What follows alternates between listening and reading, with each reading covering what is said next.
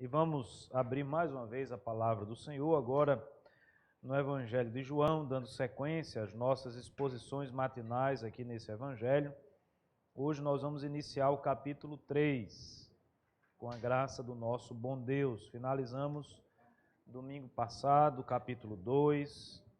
Se eu não estiver enganado, foi a 10ª mensagem nesse Evangelho, domingo passado, ou a 10ª ou a 11ª. Hoje seguiremos aqui na sequência, aprendendo, da palavra do Senhor para a nossa vida. Aqueles irmãos que têm acompanhado, seja aqui presencialmente, sejam aqueles que estão em casa, com certeza, quando nós acompanhamos essa sequência da palavra, temos muito a aprender. E que Deus possa a cada dia nos fortalecer mais e mais nas Sagradas Escrituras.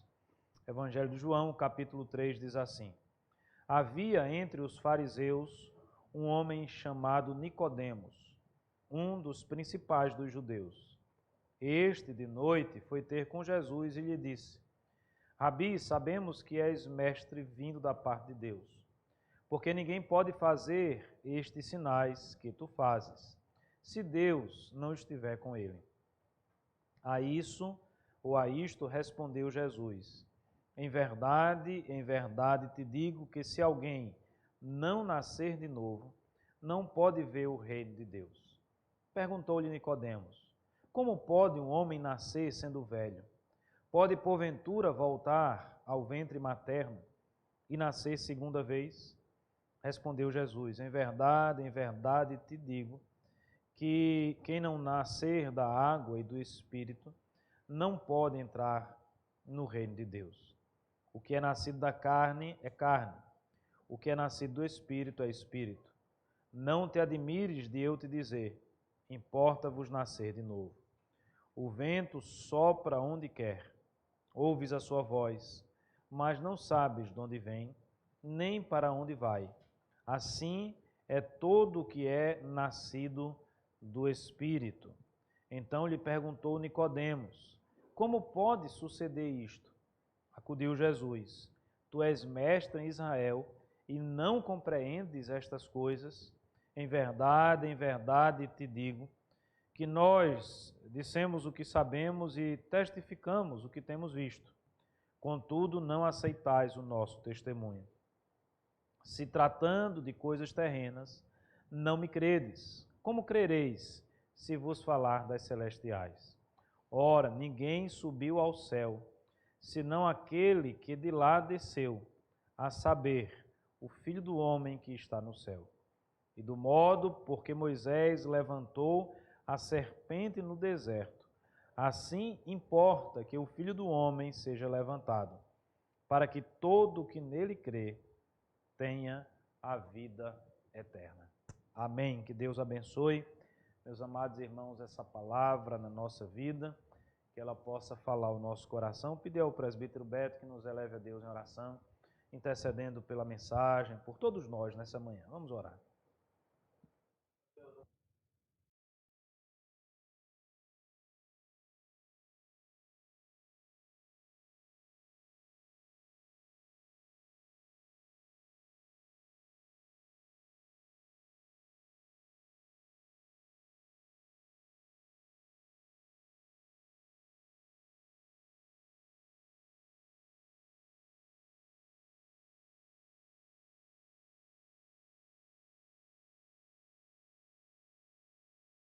Amém, amém. Meus amados irmãos, nós estamos aqui na sequência do Evangelho de João. Capítulo 2, ele se destaca, por aqueles episódios que se tornaram bastante conhecidos e famosos de Cristo. O milagre realizado no casamento, nas bodas, lá em Caná da Galileia. Depois um outro episódio também bastante conhecido, de Jesus purificando o templo, expulsando os cambistas, aqueles que faziam da casa de Deus uma casa de negócios.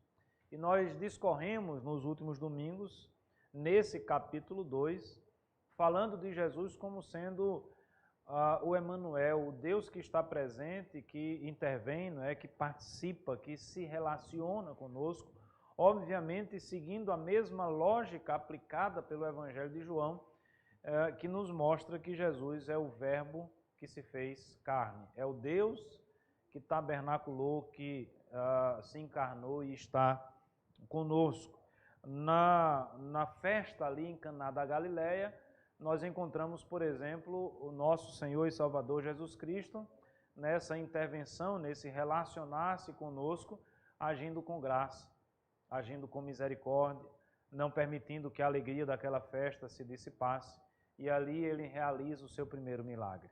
Já no segundo momento, e aí é uma outra festa, não agora uma festa privada, mas uma festa pública, porque Jesus está indo a Jerusalém por ocasião da Páscoa, não é? O Cordeiro de Deus, o Cordeiro Pascual vai à Páscoa, e ali ele age não mais com misericórdia, mas com justiça, não é?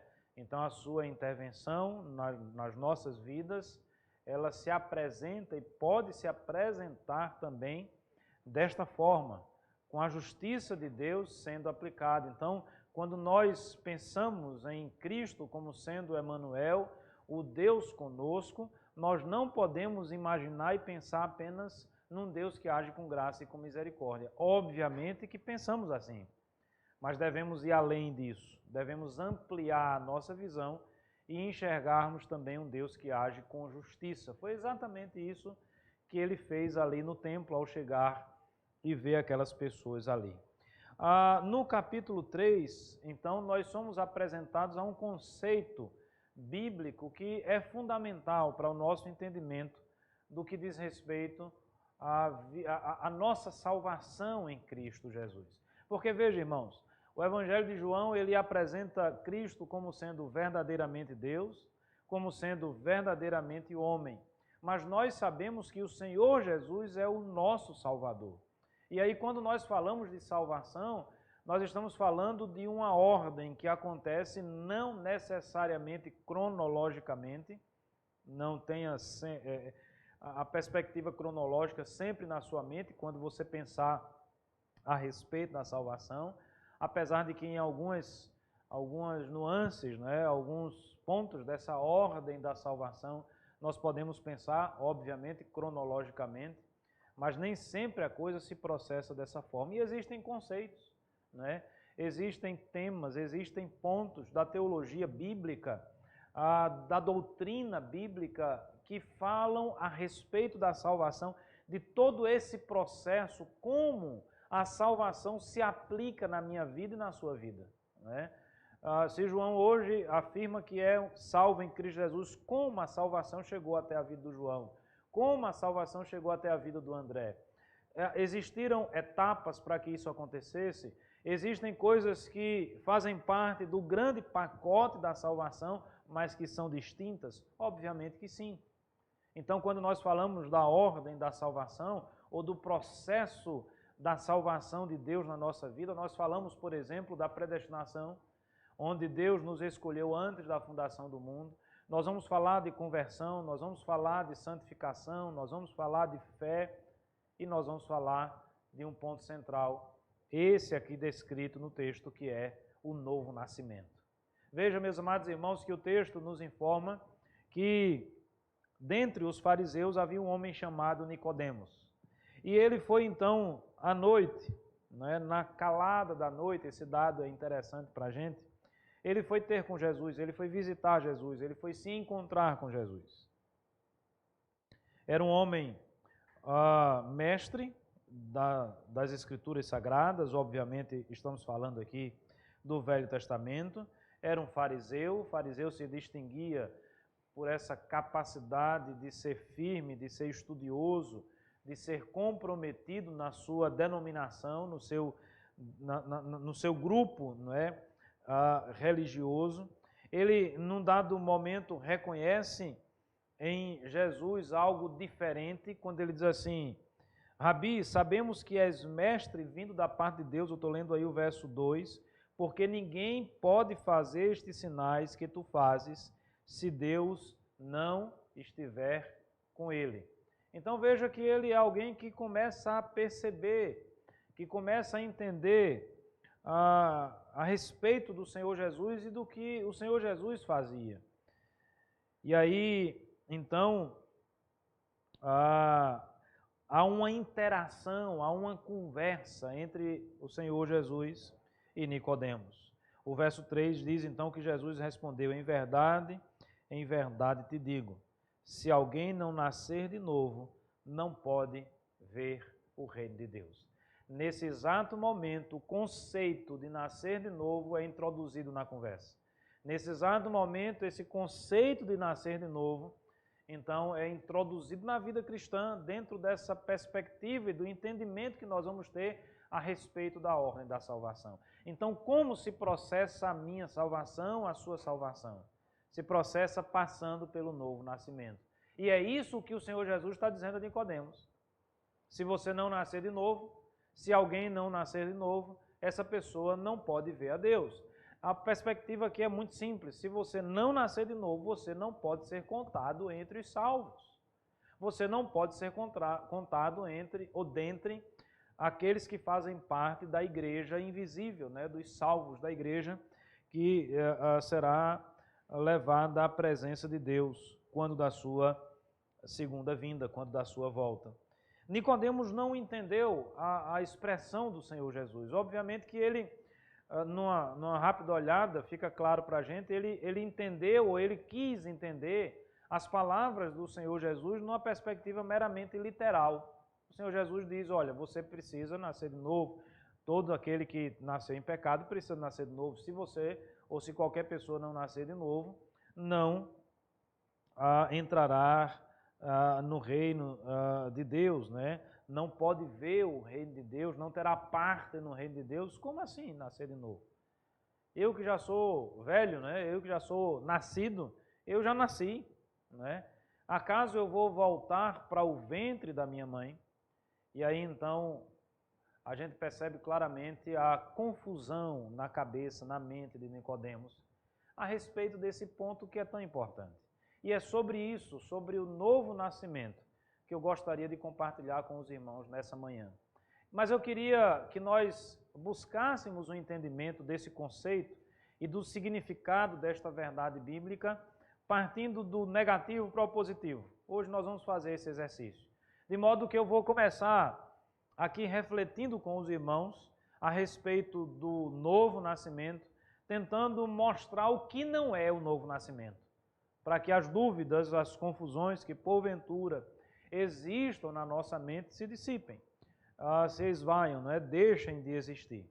Primeiro ponto que eu queria colocar para os irmãos a respeito dessa ideia maior do que não é o novo nascimento. O que não é o novo nascimento? Primeiro, o novo nascimento, meus amados irmãos, não é o denominacionalismo. O que é isso? São as divisões dentro da fé. Obviamente que a gente está pensando aqui em alguém que fazia parte da fé judaica, o cristianismo está nascendo, nós podemos estender isso para os dias de hoje. Para a fé cristã, de um modo geral, eu pergunto aos irmãos, existem denominações? Existem partidos religiosos no nosso meio? Existem tantos que hoje nós não somos mais capazes de contar. Já existiu uma época na história do nosso país em que nós contávamos nos dedos, de uma mão apenas, né, quando começou, os grupos, as denominações, né, da fé cristã que existiam no nosso meio. Hoje não existe, absolutamente não existe mais. Há até aqueles que criam um grupo e dizem que esse grupo não tem nome, né? Na ideia de tentar passar a imagem de que ali não é mais um grupo, né? Então, nós temos a igreja sem nome também, né? Aqueles que não se denominam, mas que são uma denominação, porque separados estão, como nós presbiterianos somos outra denominação, como os batistas são outra denominação, como os congregacionais são outra denominação, como a Assembleia de Deus é outra denominação. Dentro desses ramos existem as subdivisões. E eu estou dizendo que não é denominacionalismo o nascer de novo, porque o texto nos informa que Nicodemos tinha também uma denominação. Ele era fariseu. Então, olhando para o judaísmo ali no primeiro século, né, nos tempos do Senhor Jesus, nós vamos ter os saduceus, nós vamos ter os essênios, nós vamos ter as denominações dentro da fé judaica, com as suas especificidades, com as suas diferenças de fé e de credo, mesmo que não divergissem naquilo que é essencial, como a maioria das denominações cristãs não divergem. Eu digo a maioria, obviamente existem as exceções. Para essas exceções nós damos o nome de seita, nós não as reconhecemos como sendo grupos cristãos, né? Mas ali existiam esses grupos, com as suas especificidades. Como existem nos nossos dias grupos também com as suas especificidades. Nicodemos era do grupo dos fariseus. Nicodemos tinha um grupo religioso. E eu digo mais além, Nicodemos não era e não fazia parte de qualquer grupo religioso. Como eu já destaquei de forma ainda muito sutil, mas os fariseus, eles representavam um grupo extremamente forte dentro da família da aliança, da perspectiva judaica ali nos dias do Senhor Jesus. Havia, por exemplo, os essênios eram aqueles mais afeitos a uma vida de contemplação, não é? Eram pessoas que não se misturavam muito, viviam ali nas suas comunidades, não é? O fariseu era um homem que se devotava à lei, o fariseu era um homem que tinha como o grande propósito da sua vida cumprir à risca toda a lei de Deus. Veja, eu estou falando de uma denominação que levava em consideração, e aí eu não estou julgando certo ou errado, mas levava a sério o fato de ser fariseu. Um fariseu levava a sério o fato dele ser um fariseu.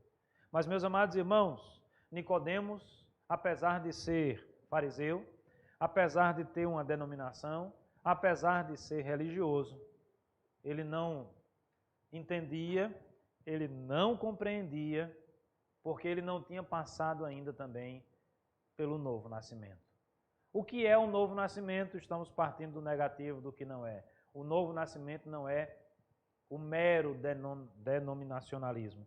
Não pense, não raciocine da seguinte forma: eu sou presbiteriano. Todo presbiteriano é...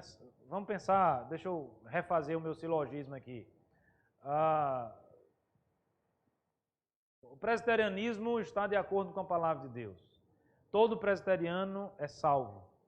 Logo, se eu sou presbiteriano, eu também sou salvo.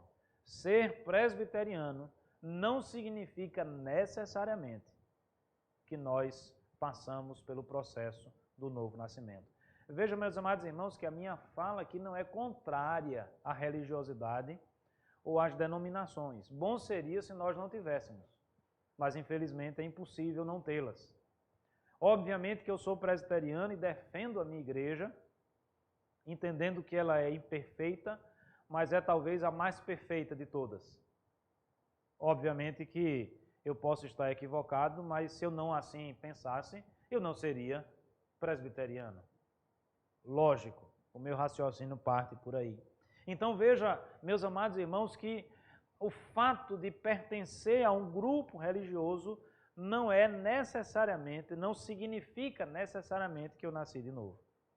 E aí eu já emendo nessa mesma perspectiva com a outra afirmação: nascer de novo não é ser meramente religioso. E aí, não necessariamente na mesma raiz denominacional. A gente pode até expandir isso, não é? Quantas religiões existem? Eu também não falo aqui contra as religiões ou contra ser religioso. O ser humano, por natureza, é um ser religioso. Por natureza, todo ser humano vai ter a necessidade de se religar ao sagrado. Não tenha dúvida disso. Lógico que alguns vão buscar em lugares que, infelizmente, não condizem com a verdade que nós acreditamos. Lógico que nós pensamos e defendemos e acreditamos que a fé cristã é a verdadeira religiosidade, é a verdadeira religião. A fé cristã é aquela que de fato e de verdade expressa a verdade de Deus nas nossas vidas. Mas isso não significa necessariamente que nós somos salvos no sentido de ter nascido de novo. Veja, o texto diz que havia, não é, entre os fariseus um homem chamado Nicodemos. E ele era, veja aí o finalzinho do verso 1, diz, um dos principais dos judeus. Se não bastasse o partido dos fariseus já ser um partido extremamente zeloso e religioso, me parece que Nicodemos sobrepujava alguns dos seus companheiros de farisaísmo. Então, sem querer dizer que o presbiterianismo é farisaísmo, até porque a gente sabe que o farisaísmo não é o fariseu, nas palavras do próprio Senhor Jesus, ganhou uma conotação de falsidade, não é? De hipocrisia. Então, longe de mim fazer essa associação, mas pensando aqui no farisaísmo como meramente um movimento religioso dentro do judaísmo, ali no primeiro século, não é? E fazendo esse link com a nossa realidade, é como se Nicodemos não fosse, pensando aqui na igreja presbiteriana, na igreja batista, na igreja assembleia, qualquer denominação da nossa época, é como se ele não fosse um presbiteriano, como todos nós somos. Ele era, nas palavras aí do finalzinho do verso 1, um dos principais. Então ele tinha destaque entre os seus pares. Ele não era mais um, ou como os outros. Ele se destacava nisso. Logo, por inferência, eu chego à conclusão de que Nicodemos era um homem extremamente religioso. Tanto era a sua vontade, talvez, de aprender, de conhecer, que ele vai procurar o Senhor Jesus.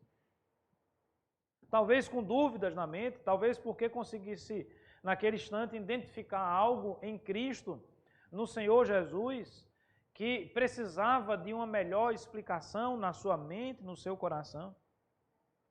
Mas apesar de ser religioso, ele não tinha nascido de novo. Nascer de novo, meus amados irmãos, não é o mero denominacionalismo. Nascer de novo, meus amados irmãos, não é a mera religiosidade. Nascer de novo, e aí vai mais um ponto a ser destacado, não é o mero conhecimento da palavra de Deus ou de coisas relacionadas a Deus. Veja que na resposta do Senhor Jesus, o Senhor Jesus diz que Nicodemos era um mestre, não é?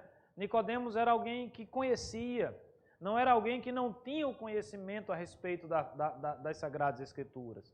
Não era alguém que não tinha o conhecimento a respeito de Deus, ele tinha esse conhecimento. Meus amados irmãos, pasmem, mas não é impossível, eu diria até, não é difícil encontrarmos teólogos ateus. As incongruências do nosso tempo, da nossa época. Existem aí algumas faculdades de teologia, universidades, né, que têm as suas faculdades de teologia, que pessoas se dedicam a estudar, vamos dizer assim, a teologia, numa perspectiva histórica, numa perspectiva sistemática, e que podem, em algum momento, se considerar ateu, se considerar agnóstico. Não é difícil, não é impossível encontrarmos teólogos que pensem, que afirmem e que imaginem dessa forma. Logo, meus amados irmãos, esse conhecimento superficial de Deus, e eu digo superficial porque é um conhecimento que vai ficar na periferia, é um conhecimento que não vai ser aprofundado numa relação íntima e pessoal com Deus. Esse conhecimento também não é nascer de novo. Nicodemos conhecia Deus. Nicodemos acreditava na existência de Deus. Na realidade, meus amados irmãos, a Bíblia diz que até Satanás crê.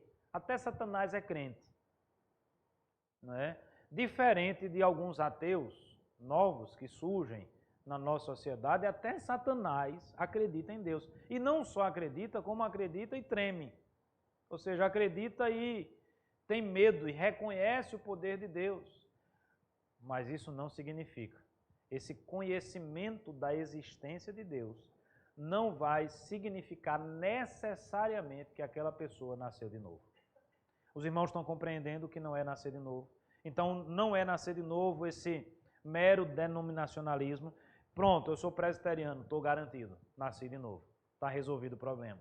Ou a mera religiosidade, eu sou religioso, eu faço as minhas orações. Eu conheço pessoas que oram todos os dias, que oram todas as semanas, mas que não nasceram de novo. A oração para essas pessoas é um exercício de uma fé que não encontra firmeza em Deus, de uma fé que muitas vezes é fruto, talvez até de uma superstição, é fruto de um ensinamento cultural, mas essa pessoa ainda não teve um encontro verdadeiramente um encontro com Deus.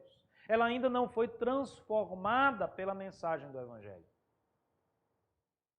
O que é, portanto, nascer de novo?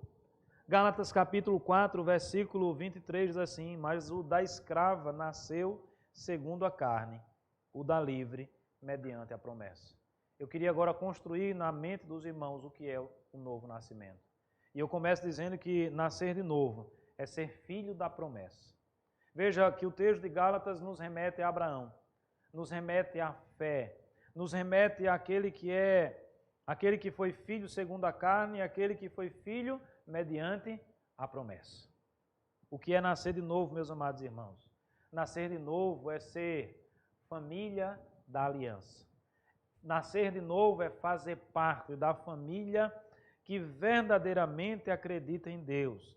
É fazer parte daqueles que são descendentes de Abraão pela fé, porque nós somos filhos da promessa. Um dia Deus fez promessas.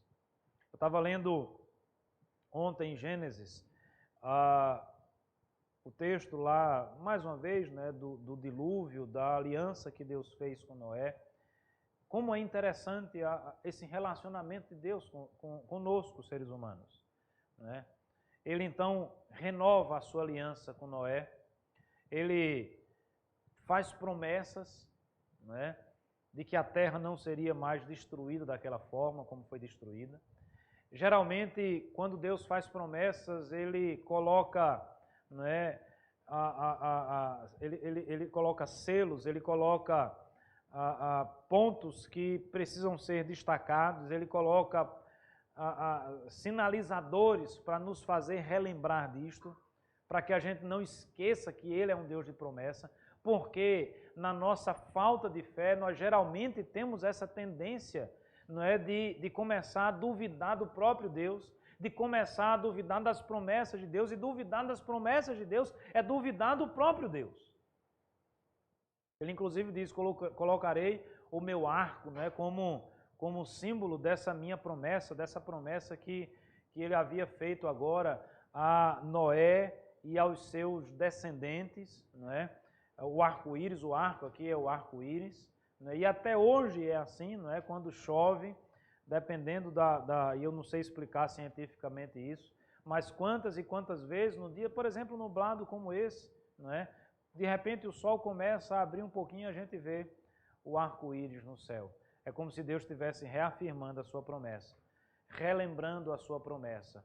Não é? Eu não vou mais destruir a terra como eu fiz no dilúvio. O que é nascer de novo, meus amados irmãos? Nascer de novo é ser filho das promessas de Deus. Pela fé, é acreditar que Deus promete e cumpre as suas promessas. Deus promete, não é assim que a gente canta, grandes coisas conceder a qualquer que peça, crendo que nele haverá de obter. Se nós nascemos de novo, nós acreditamos em Deus e nas promessas de Deus. Essas são bênçãos maravilhosas para a nossa vida. Mas me permita ainda trabalhar um pouco essa visão do que é o novo nascimento, do que é o nascer de novo. 1 João 3,9 diz assim: todo aquele que é nascido de Deus, veja, todo aquele que é nascido de Deus, novo nascimento, não vive na prática do pecado, pois o que permanece nele é a divina semente. Ora, esse não pode viver pecando, porque é nascido de Deus. O que é o novo nascimento? O novo nascimento é ter uma vida de santidade na presença de Deus. Pecar, todos nós pecamos, mas nós não podemos ser pecadores contumazes. Nós não podemos ter aquele pecado de estimação, aquele pecado que nós alimentamos todos os dias, que nós, não é, como se fosse aquela plantinha, não é, que todos os dias a gente vai lá e agoa e rega aquela planta, ou aquele animal que nós cuidamos, que todos os dias nós, não é, colocamos a comida, ou ajeitamos. Não, o pecado precisa ser encarado como pecado, precisa ser encarado como uma desgraça na nossa vida, precisa ser encarado como algo que nos destrói, que destruiu a humanidade e continua destruindo corações, mentes e seres humanos. E aquele que nasceu de novo, ele passa então pelo renovar da sua existência. Agora, porque eu nasci de novo, eu posso afirmar, eu posso não pecar. Agora, porque eu nasci de novo, eu posso desfrutar de uma vida santa na presença do meu Deus.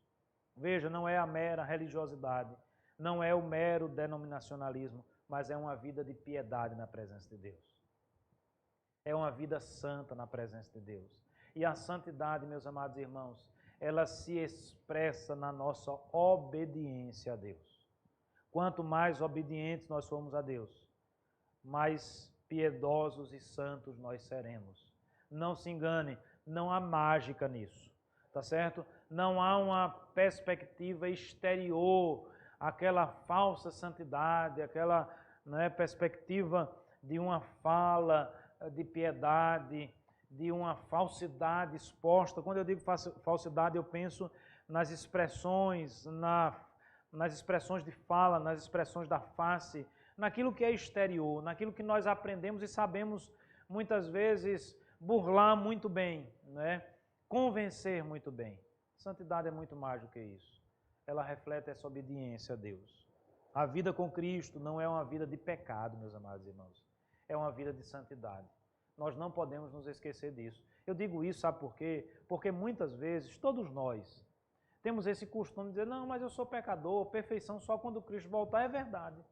Perfeição só quando Cristo voltar. Mas nós não nascemos de novo. Nós não recebemos de Deus a bênção do novo nascimento. Reafirmo o que eu disse, agora eu posso não pecar. Maior é o que está em nós do que o que está no mundo. Tudo posso naquele que me fortalece. Recebereis poder ao descer sobre vós o Espírito Santo de Deus. Existe uma força agora que age na minha vida.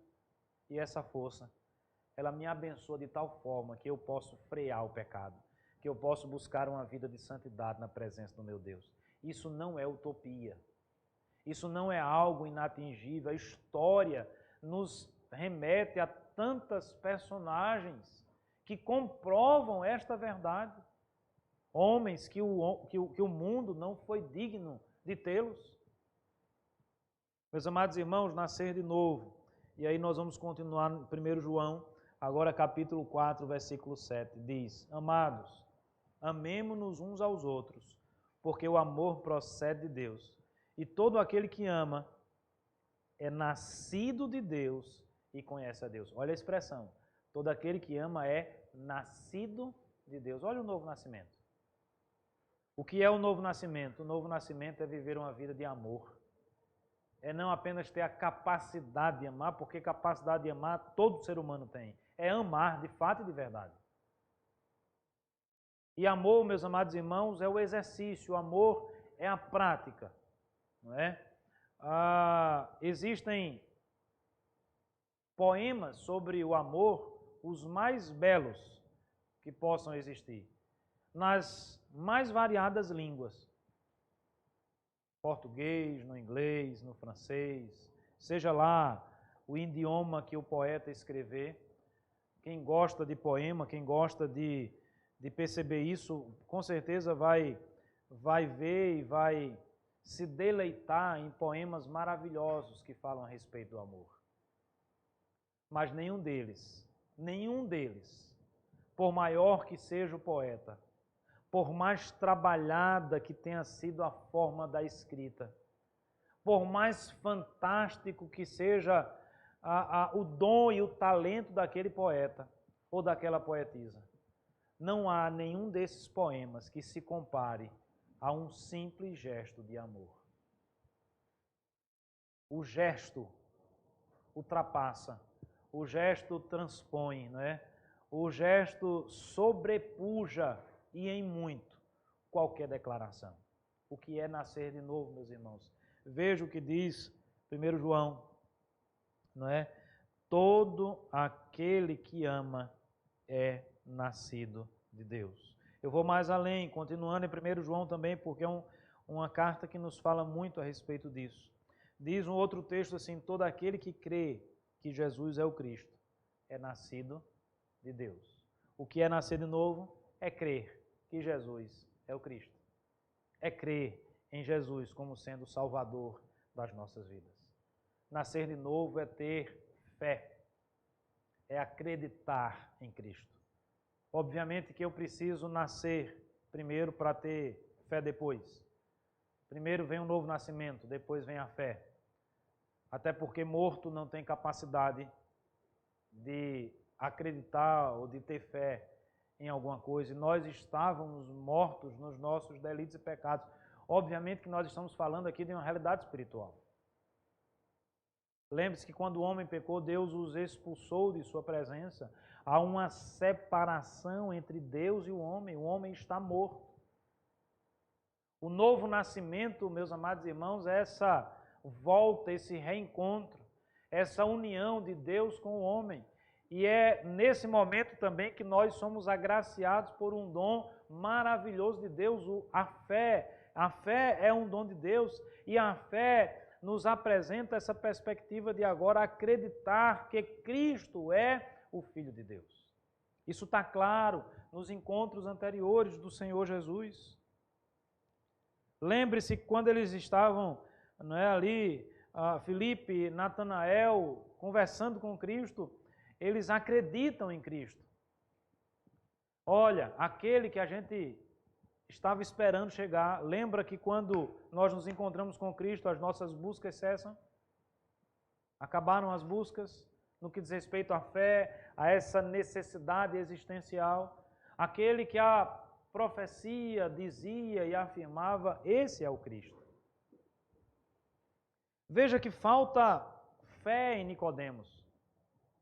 Nesse desenrolar da conversa, né, Nicodemos ele vai perguntando, né, como sucedeu isso, como essas coisas acontecem, o que é o novo nascimento. Aí veja aí no verso 10, quando o Senhor Jesus diz a ele assim: tu és mestre em Israel e não compreendes estas coisas? Em verdade te digo que nós dizemos o que sabemos e testificamos o que temos visto. Contudo, não aceitais o nosso testemunho. Olha só que coisa interessante, o verso 12. Se, tratando de coisas terrenas, não me credes, como crereis se vos falar das celestiais? Faltava o que em Nicodemos? Fé. Ele tinha um conhecimento a respeito de Deus? Tinha. Ele tinha um conhecimento a respeito das profecias do Velho Testamento que falavam de Cristo? Tinha. Ele tinha a sua denominação? Tinha. Ele tinha a sua religião? Tinha. Ele tinha fé em Cristo como sendo o Senhor e Salvador da sua vida? Não. Porque ele não tinha nascido de novo ainda. E ele, na dúvida, nesse questionamento, o Senhor Jesus diz: olha, eu falo de coisas terrenas, você não acredita? Se você não acredita nas coisas terrenas, imagine quando eu falar das coisas celestiais. Mas, meus amados irmãos, nascer de novo é crer em Cristo. E ainda ficando e permanecendo, e até encerrando esse segundo ponto, na primeira epístola de João, capítulo 5, verso 4, nós vemos uma outra verdade a respeito do que é nascer de novo. O texto diz assim: porque todo que é nascido de Deus, esse é um texto clássico, vence o mundo. E esta é a vitória que vence o mundo, a nossa fé. Nascer de novo é ser um vencedor. Sem nenhuma frase de efeito, sem querer soar aqui meio piegas, né? Nessa perspectiva da mensagem. mas ser nascido de novo é ser um vencedor. Eu não sou contado mais entre aqueles que, infelizmente, estarão na morte eterna. Eu agora sou contado entre aqueles que em Cristo Jesus venceram a morte e podem ter esperança numa vida que será eterna, numa vida que será plena. Meus amados irmãos, o que é nascer de novo? Nascer de novo é ter uma vida de santidade na presença de Deus. Nascer de novo é amar a Deus acima de todas as coisas e ao nosso próximo como a nós mesmos. Nascer de novo é crer que Cristo é o Senhor e Salvador das nossas vidas, coisa que Nicodemos, por mais que quisesse, não conseguia. Nascer de novo é acreditar nas promessas de Deus. Nascer de novo é ter a convicção de que nós somos vencedores em Cristo. Nós somos mais do que vencedores. E a vitória, obviamente, não foi conquistada por nós. Essa vitória foi conquistada por Cristo na cruz do Calvário. E eu fecho, meus amados irmãos, a minha fala nesta manhã, afirmando que esse novo nascimento, ele haverá de se revelar numa vida transformada. Minha, sua, nossa vida transformada. Veja, Nicodemos foi um homem religioso. Nicodemos era alguém, o texto diz isso, era alguém importante, não é? Um dos principais dos judeus. Mas tem um dado aqui que me chama a atenção, não sei se passou desapercebido para vocês. Como é que foi a abordagem de Nicodemos para Cristo? Por exemplo, que horas ele foi procurar Cristo? Por que Nicodemos foi de noite procurar Cristo? Obviamente, salta aos nossos olhos aqui que ele não queria ser visto pelos outros principais dos judeus, né? Pelos seus pares, pelos seus amigos, aqueles que já estavam, né, observando a Cristo. Cristo já estava no radar dessas pessoas. E lembre que ele mandou aquela comitiva lá falar com João, eles mandaram aquela comitiva falar com João Batista para questionar quem é o Senhor Jesus. De alguma forma, aquela falsa religiosidade farisaica, ela começa a estar em xeque, né? Ela começa a ser confrontada pelo poder de Cristo Jesus. Cristo Jesus, ele começa a realizar milagres e maravilhas. As pessoas começam a dar ouvido ao Senhor Jesus. Todos esses são ingredientes que, com certeza, deixavam ali alguns dos principais dos judeus, se cabelos eles tivessem, de cabelos em pé. Os filactérios, né? De molho. Quem é esse Cristo que está revolucionando? Quem é esse cidadão que está falando e o povo está indo atrás? Ser associado a Cristo naquele momento não era algo muito bom. Não era algo muito bom para um judeu, não era algo muito bom para um romano, até porque o cristianismo ele é considerado uma religião ateia no início, né? Os cristãos não acreditavam como os romanos, não criam como os romanos e nem como os gregos. Não sei se os irmãos sabem disso. Os cristãos eles são chamados de ateus nos primeiros séculos, tá certo? E Nicodemos então vai na calada da noite. Nicodemos mostra todo o medo de confessar a Cristo, todo o medo de se expor. Eu acho que essa expressão, não é, quando diz assim, este de noite foi ter com Jesus, mostra isso. Mas aí eu pergunto, irmãos, esse Nicodemos ele foi transformado, e aí nós vamos para o mesmo Evangelho de João, capítulo 7, versículo 51. É um dado que às vezes nos passa desapercebido, mas mostra que ele passou pelo novo nascimento. E isso é expresso na sua vida quando ela é transformada. Evangelho de João, capítulo 7. A partir do verso 49, veja, eu pulei aqui do início do ministério de Cristo, não é? Para o momento em que começam as perseguições a respeito dele, do momento, não é, em que ele está na iminência já da sua morte, de ser crucificado. Se era difícil ser associado a Cristo nesse primeiro momento de Nicodemos, muito pior foi ser lá na frente associado a Cristo. Tanto é que aquele que é um dos pilares da igreja cristã, o apóstolo Pedro, negou a Cristo por 3 vezes porque tinha medo de ser associado a Cristo, porque tinha acabado de ver Cristo sendo crucificado. Ah, não, aquela moça disse, né? Ele comia com eles, ele estava lá no grupo. Não, eu não, a senhora está enganada. Disse o grande Pedro, o Pedro que puxou a espada para matar todo mundo. O Pedro que era o mais afoito, né? Que quando questionado por Cristo diz assim, nós cremos, né, no Senhor Jesus, para onde iremos se tu tens as palavras da vida, né? Esse mesmo Pedro lá na frente mostrou o seu medo, mas foi lá na frente que Nicodemos mostrou agora a sua coragem. Verso 49, quanto a esta plebe que nada sabe da lei é maldita. Nicodemos, um deles, que antes fora ter com Jesus, perguntou-lhes, acaso a nossa lei julga um homem sem primeiro ouvi-lo e saber o que ele fez? Veja que ele agora não está mais se associando, ele está até confrontando aqueles que se colocam contra o Senhor Jesus. Meus amados irmãos, aquele Nicodemos que procurava Jesus à noite, é o mesmo que sem temor vai lá ajudar José de Arimateia no seu sepultamento. Enquanto os apóstolos, alguns se acovardaram, enquanto alguns estavam de volta no caminho de Emaús, entristecidos, né, desesperançosos porque Cristo havia sido crucificado. Agora nós temos um Nicodemos que confronta. Agora nós temos um Nicodemos que não vai mais a Jesus na calada da noite, mas à luz do dia, dá a sua cara à tapa, confessa publicamente a sua fé. Então, meus amados irmãos, novo nascimento também é isso. É não ter medo de confessar a Cristo como Senhor e Salvador das nossas vidas. Passando por essa transformação de caráter, de personalidade, de postura. Antes eu ia na calada da noite. Agora eu ajudo José de Arimateia no momento mais perigoso, o momento da crucificação. O momento em que muitos cristãos começaram inclusive a ser caçados, porque andavam com Cristo.